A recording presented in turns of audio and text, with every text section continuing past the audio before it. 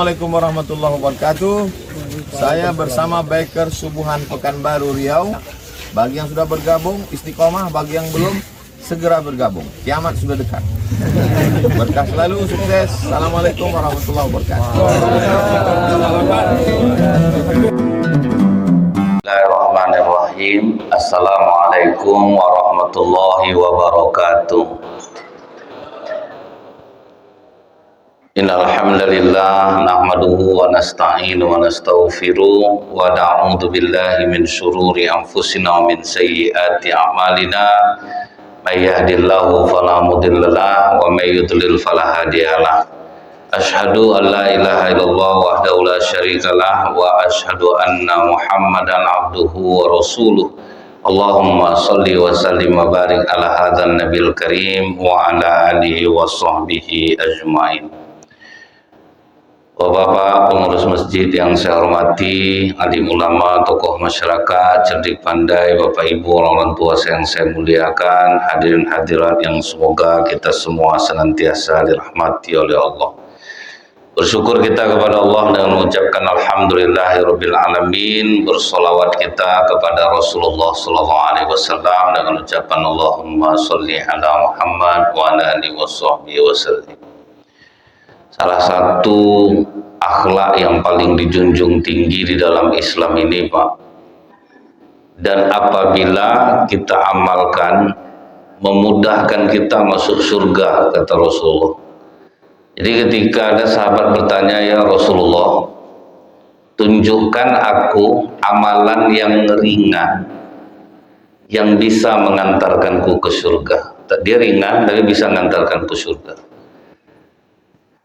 Kata Rasulullah, la taghdab, jangan marah. Kan mudah sebetulnya itu, Pak, ya. Cuman itu salah, jangan marah, tapi sulit nih, Pak. Apalagi selain itu ya Rasulullah, tetap kata Rasulullah, faraddada mirun qala la taghdab. Tidak ada yang lain. Amalan yang ringan yang memudahkan masuk surga, jangan marah. Nah, kalau bisa lah, Bu, ya, umat Islam ini mengamalkan hal seperti ini, mungkin aman nih, Pak, jiwa nih, Pak. Karena kita ini gampang betul pemarah, gampang marah, lama padam. Ada orang mudah marah, mudah reda. Ada orang lambat marah, lambat pula reda. Jadi memang ini bukan hal yang ringan. Tapi kalau misalnya sudah pernah diamalkan, terasa keajaibannya ini akan terasa mudah.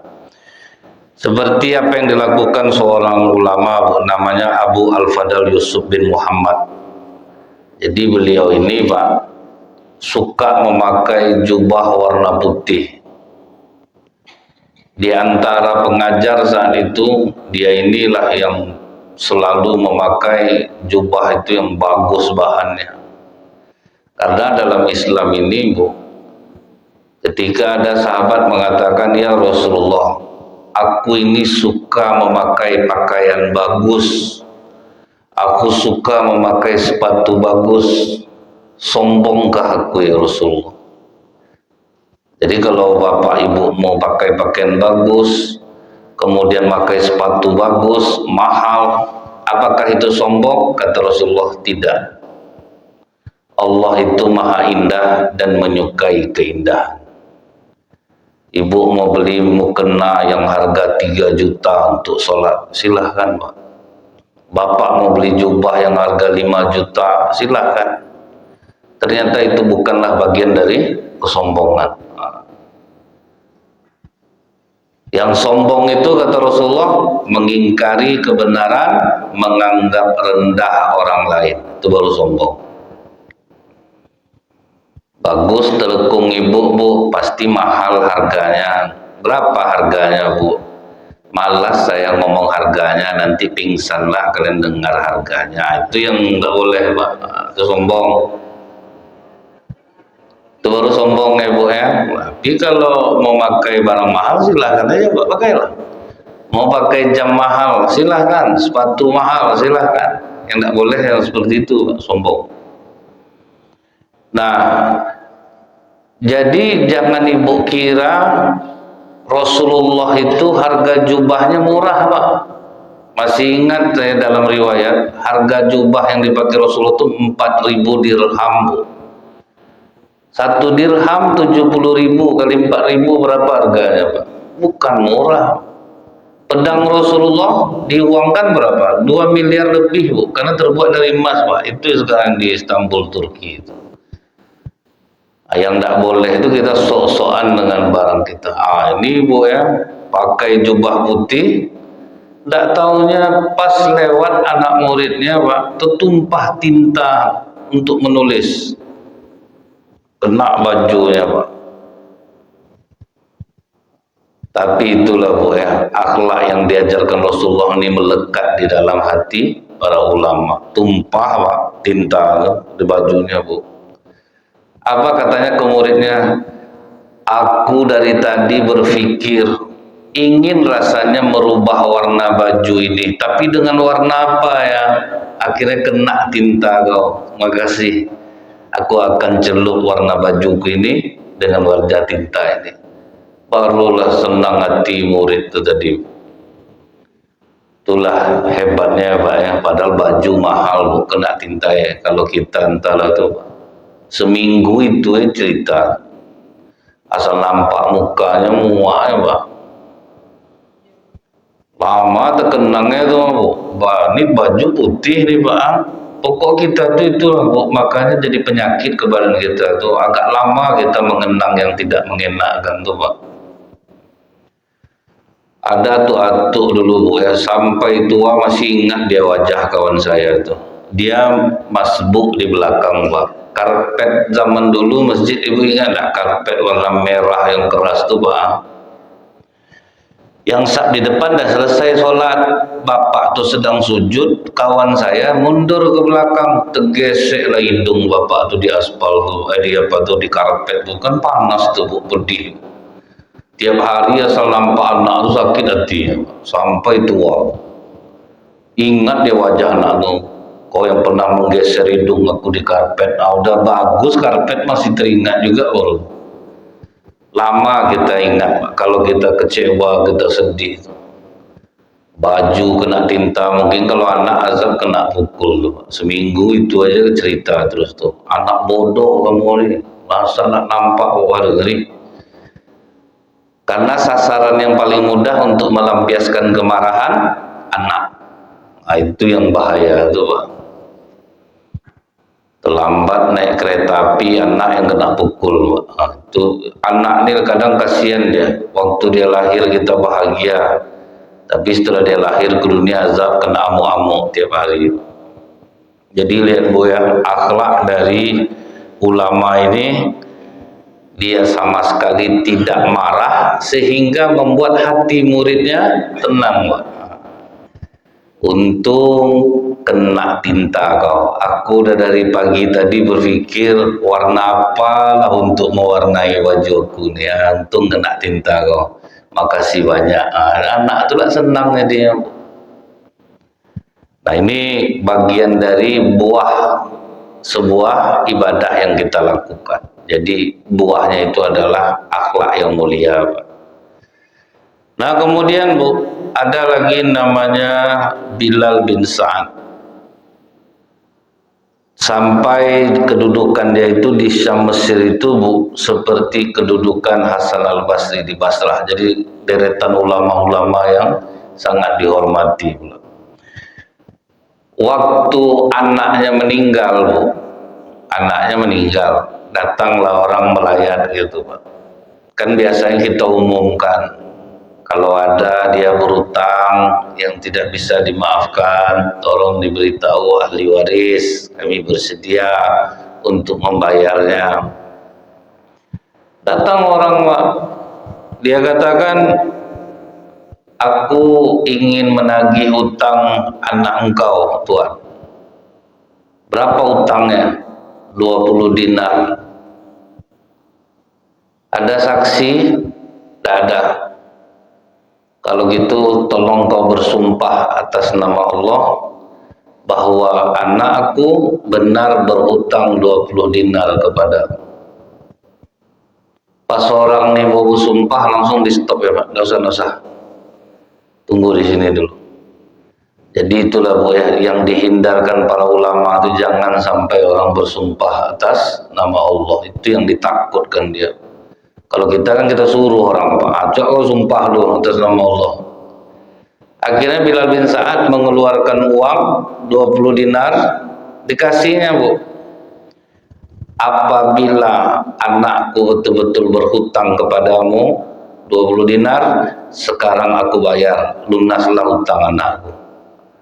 Tapi apabila kau membohongi aku, uang-uang ini semua adalah sedekah dariku untukmu. Jadi tidak berdosa lagi.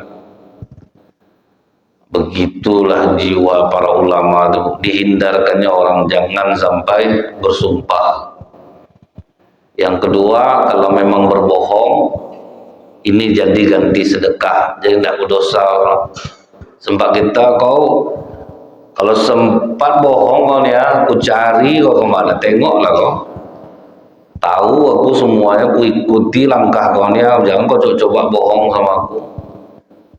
Pokok pasti kena ancam tuh Pak. Jadi Bu, ingat saya sahabat Rasulullah Ibnu Mas'ud ketika dicopet orang duitnya Pak di pasar.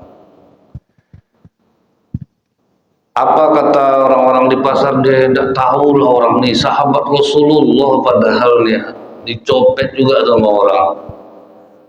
Apa kata Ibnu Mas'ud? Mau tidak kalian mengaminkan doa? Wah semangat lah orang di pasar itu, mati perampok nih, mati nih. Justru apa doa Ibnu Mas'ud? Ya Allah, bila dia mencuri karena memang kejahatannya, jadikanlah ini kejahatan terakhir baginya. Tapi apabila dia memang susah ya Allah, yang membuat dia harus mencuri, jadikanlah apa yang dicurinya itu menjadi sedekah dariku untuknya. Itu dia Pak. Jadi lembut Pak. Islam ini mengajarkan kita menjadi orang yang lembut, yang berakhlak mulia. Tidak mudah membuat orang untuk bersumpah, jangan sampai menyuruh orang bersumpah kecuali di pengadilan. Kalau di pengadilan itu memang butuh tuh Bu. Tapi orang-orang temakan sumpah ini sama dengan orang temakan bicara. Ada dulu ingat saya, emaknya ini sakit, tapi anaknya selalu mengatakan emaknya ini sandiwara. Alah minta perhatian aja tuh. Kalau tidak ada kita bagus jalannya. Kalau ada kita di rumah tuh tengkak-tengkak dia jalan. Kalaupun iya, wajar orang tua mencari perhatian kepada anaknya. Sudah tuh Bu, sampai pas emaknya ini sakit, tidak ada anaknya tuh yang mau lama bersama emaknya ini, anak-anak perempuannya, dengan alasan inilah itulah, jadi aku tidak bisa mengawankan. Saat ini emaknya itu sudah lebih kurang 3 tahun meninggal. Anak perempuan yang mengatakan emaknya sandiwara dulu mengidap penyakit yang sama sekarang dengan almarhum emaknya. Baru dia bertobat kepada Allah. Dulu kita mudah aja mengatakan emak kita sandiwara, sakit. Sekarang aku mengalaminya. Jadi itu Pak ya, temakan bicara tuh, apalagi temakan sumpah. Bersumpah aku tidak akan aku bantu kau lagi. Kan kadang orang sering seperti itu Pak ya. Rupanya bahaya kafarat sumpah itu. Apalagi sumpah jabatan tuh Pak. Makanya Bu, kadang kasihannya kita Pak, kasusnya udah lama tahun 2014 kena sekarang. Itu ngeri. Ingat saya Pak, ada pejabat yang meninggal dan itu disaksikan sampai sekarang masih ada rekamannya. Badai Pak, waktu menguburkannya itu Pak, badai kencang Bu, sampai rubuh-rubuh tenda itu Pak. Jadi sesekali diperlihatkan oleh Allah tuh Pak, sesekali diperlihatkan oleh Allah. Rekamannya sampai hari ini masih ada. kacau, mau lari keluarganya karena dia sering apa? Bikin malu kalau orang korupsi itu. Nah, kan inilah gayanya nih Pak, kalau ngomong boleh. Rupanya dia yang tersangka Pak kan. Oh, selama ini sok bersih. Maka orang-orang termakan sumpah itu Pak, wajar aja kadang kena ke anak jadinya, kena ke istri jadinya, kena kemana-mana dia. Awak udah tua bu, duit udah habis, kasusnya baru naik. Itulah banyak orang-orang termakan sumpah. Bahaya memang bersumpah. Jadi kalau orang Islam itu dihindarinya orang udahlah, tidak usah bersumpah lagi. Karena banyak orang termakan sumpah makin hancur aja nanti bahkan keadaan.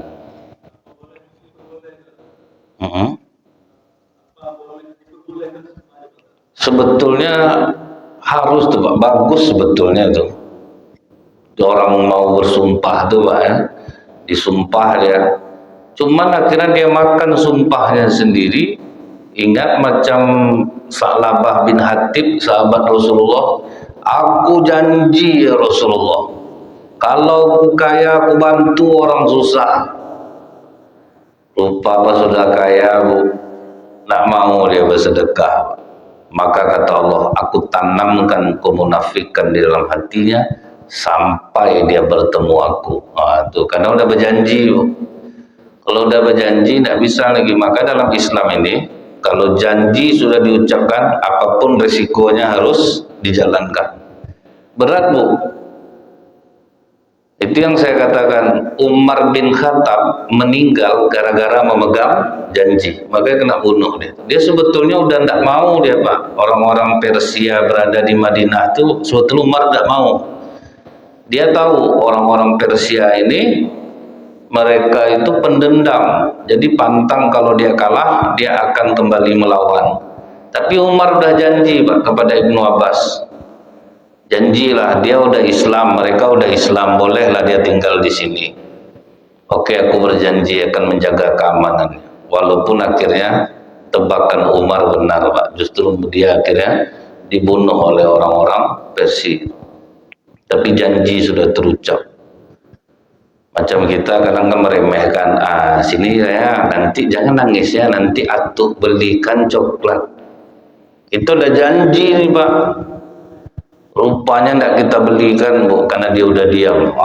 Fatal akibatnya.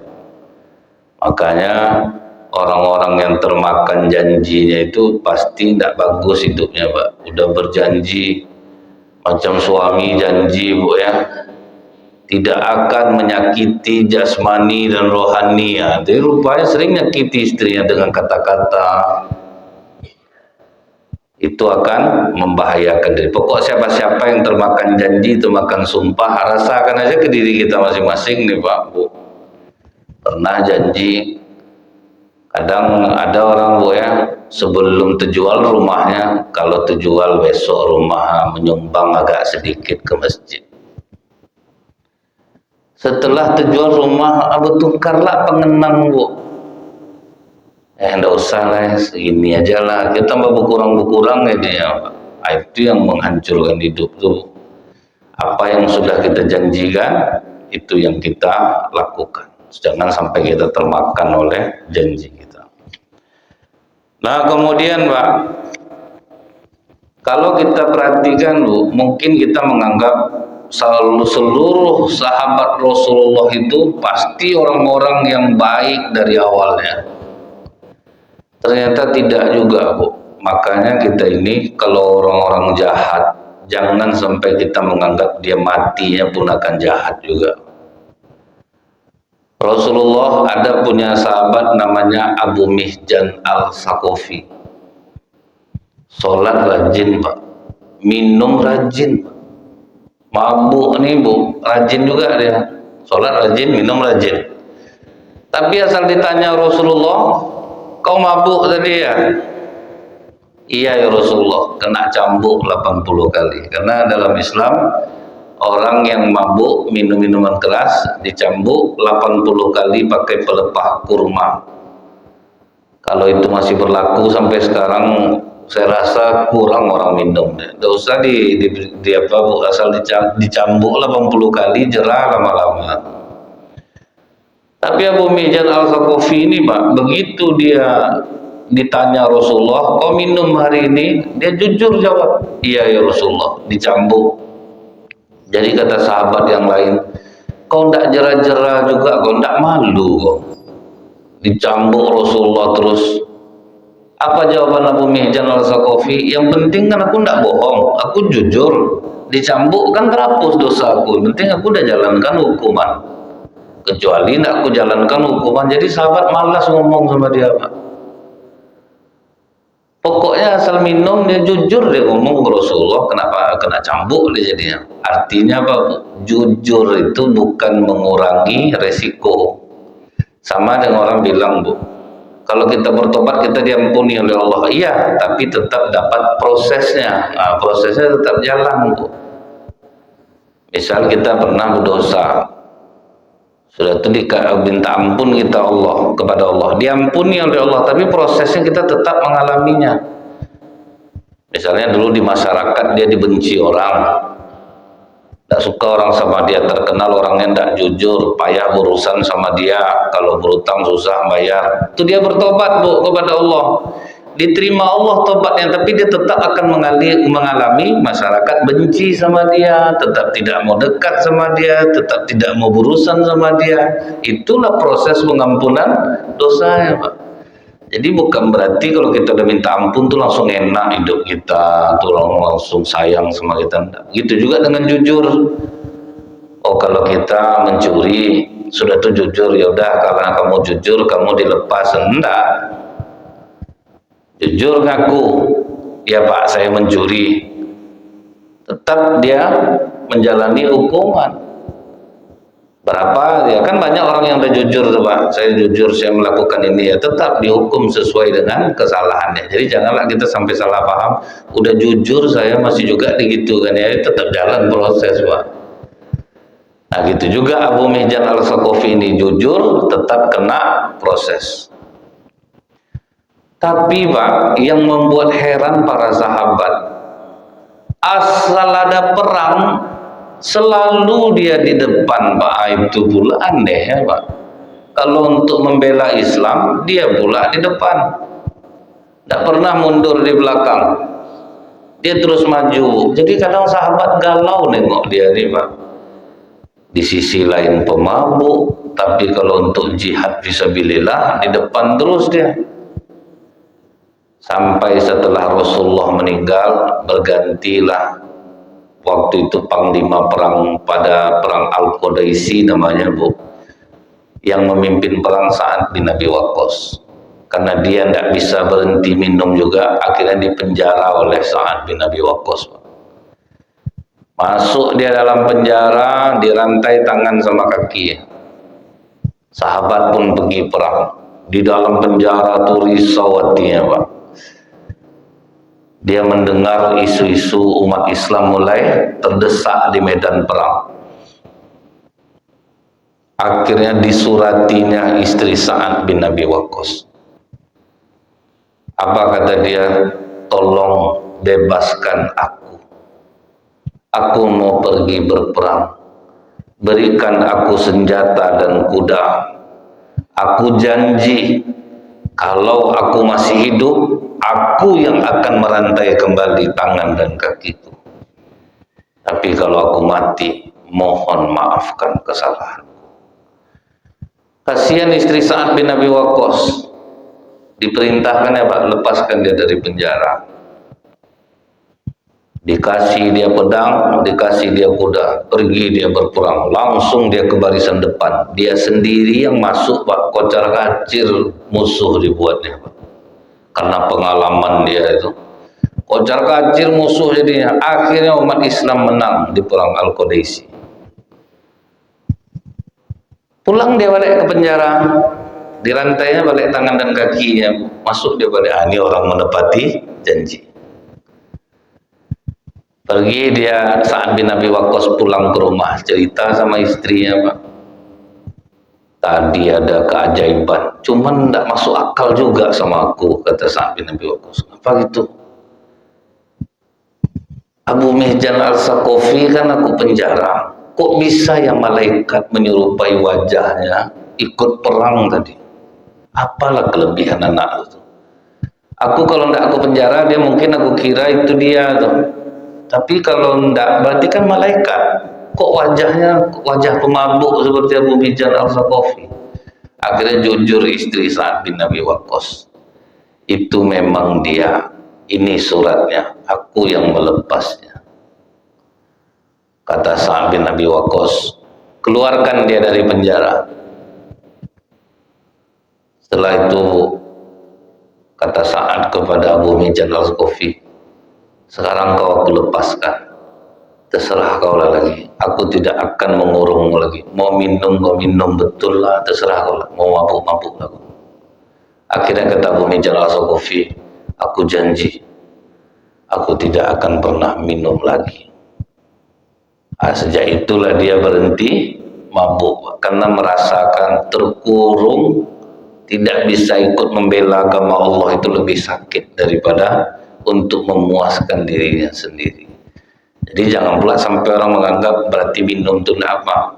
Maksud pelajaran dari riwayat ini, Pak, jangan pernah kita menganggap orang jahat itu akan selamanya jahat. Makanya kata Rasulullah apa, Bu?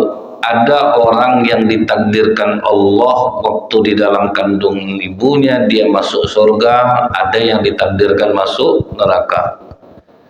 Bila yang ditakdirkan masuk surga, ketika berada di dunia akhirnya dia melakukan amalan-amalan ahli neraka, maka dia akan masuk neraka. Orang yang sudah ditetapkan masuk neraka, begitu dia dikasih akal sama hati, dia lakukan amalan-amalan orang surga, maka dia akan masuk surga.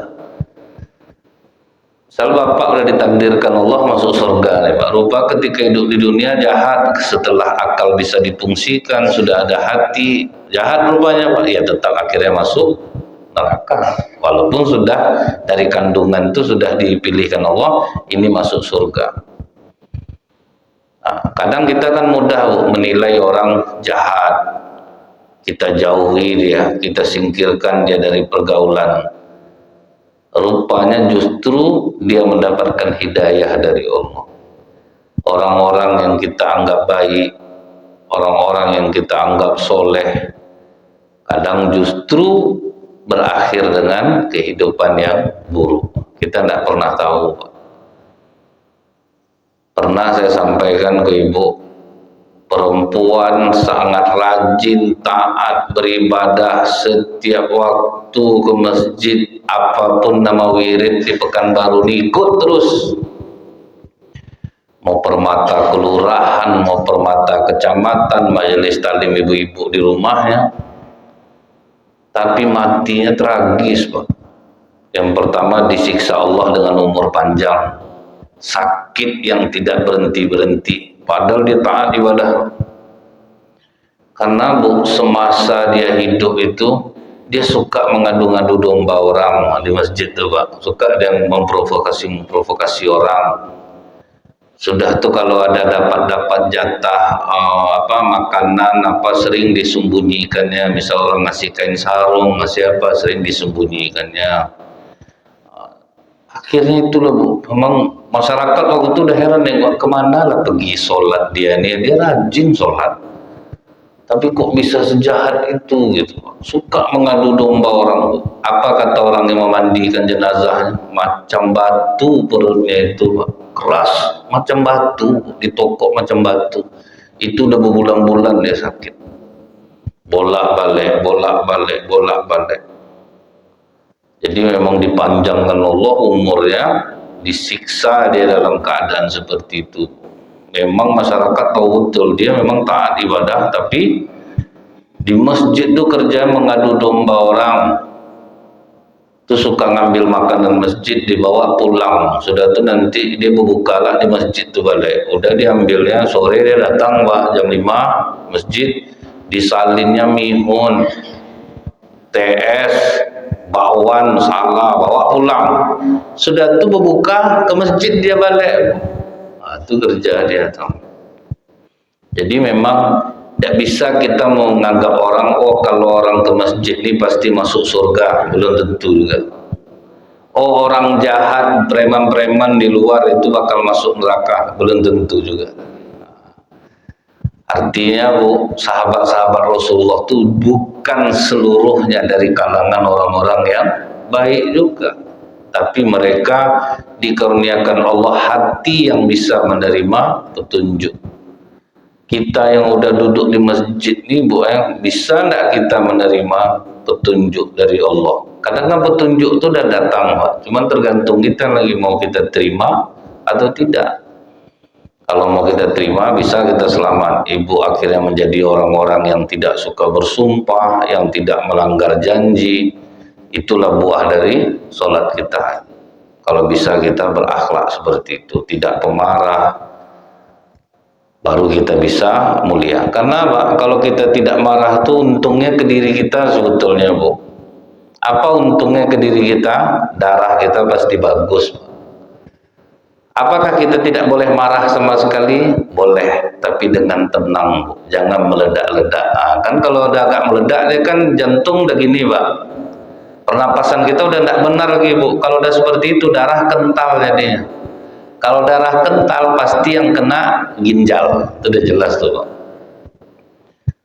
Jadi boleh aja marah, tapi bisa enggak kadang kita kalau misalnya ke murid-murid, Bu, anak-anak, PR yang Bapak kasih ada dikerjakan? Ada. Ayo yang enggak buat tolong jujur angkat tangan. Angkat tangan ya. Sini sayang. Berdiri ya nak ya sampai jam pelajaran berakhir. Kan ramah gitu tuh Pak. Kita marah. Tapi kita tidak meledak gitu. Memarahkan anak gitu juga. Udah berapa kali Bapak bilang kamu jangan seperti ini. Jadi kalau udah kayak gini janjinya apa kemarin? Oke, jalankan yang seperti itu hukumannya. Kan bisa aja Pak, kita marah nih. Tapi tidak harus meledak-ledak. Ini pakai astagfirullah ya juga Pak, tapi menjerit-jerit Pak. Oh demi Allah, Allahu Akbar, kurang ajar kau. Kan enggak juga Pak. Meki-meki juga. Nah kemudian Pak, yang berikutnya itu Bu, ada nama ulama Ibrahim bin Adham. Ini ulama yang cukup terkenal karena dia anak orang kaya nih. Ibrahim bin Adham itu dia itu keluarga bangsawan, kaya raya, suka pesta pora. Yang membuat dia sadar itu Bu, ketika dia terdengar suara Pak, dan dia pas naik kuda itu Bu, wahai Ibrahim, bukan untuk hal seperti ini kau diciptakan. Jalan dia balik, Pak. Terdengar balik suara itu, bukan untuk hal seperti ini kau diciptakan. Maksudnya itu jangan kau berfoya-foya. Itu yang terngiang-ngiang di telinga ya. Akhirnya sejak saat itu Bu, dia memutuskan apa? Melepaskan seluruh fasilitas yang diberikan oleh ayahnya. Kemudian dia pergi bekerja di kebun jeruk milik orang. Pas bekerja di kebun jeruk orang itu Pak, pemilik kebun ini tidak tahu bahwa ini adalah Ibrahim bin Adham. Pas tamu pemilik kebun jeruk ini datang Bu, dipanggilnya lah oleh tuannya ini. Sini dulu kepada Ibrahim bin Adham. Tolong ngambilkan jeruk manis sepiring. Kata Ibrahim bin Adham, maaf Tuhan, saya tidak tahu mana yang manis, mana yang asam. Kau kerja di sini, masa tidak tahu kau mana jeruk yang manis yang asam? Aku hanya ditugaskan menanam, memupuk dan menyiraminya, tidak untuk merasakannya. Oh, itu akhlaknya Pak. Pas Ibrahim bin Adham memberikan jeruk itu, terkejut tamu dari yang punya kebun jeruk ini. Kau Ibrahim bin Adham, karena orang tahu dia orang kaya raya Pak, rela meninggalkan kenikmatan dunia gara-gara mendengar bisikan seperti itu. Dia di dunia ini ada 3 Bu, tenang, senang, bahagia. Kalau kita ngejar tenang, itulah yang kita harapkan. Kita bisa tenang kapan? Ketika hati kita ini tidak mencintai dunia ini. Bapak Ibu silahkan keras dagang, silahkan keras mencari, tapi jangan pernah lengket hati dengan dunia, itu baru tenang. Karena begitu tidak berjual beli, kita nyaman jadinya Pak. Penting aku udah usaha, urusan rezeki, urusan Allah, tenang kita. Tapi kalau kita nyari senang Pak, wah ini yang membuat kita jauh dari ketenangan. Senang itu pasti berhubungan dengan duniawi Pak. Pengen punya rumah besar, senang kita, tapi belum tentu tenang. Karena untuk mendapatkan senang itu biayanya mahal. Sifatnya sementara. Ibu beli baju baru, senang hati. Berapa bulan senangnya Pak? Sudah tuh pengenlah baju yang lain lagi. Itu kalau senang. Punya sepeda motor baru, senang. Berapa bulan sudah tuh? Biasa aja, itu senang. Jadi kalau orang mencari senang di dunia ini, di dalam masjid pun dia duduk tidak akan tenang. Karena duduk di masjid yang didoakan, ya Allah, mudah-mudahan dicoblos orang lah nama aku besok di kotak TPS, ya Allah, aku sangat menginginkan menjadi RW, ya Allah, bisa gitu Pak ya.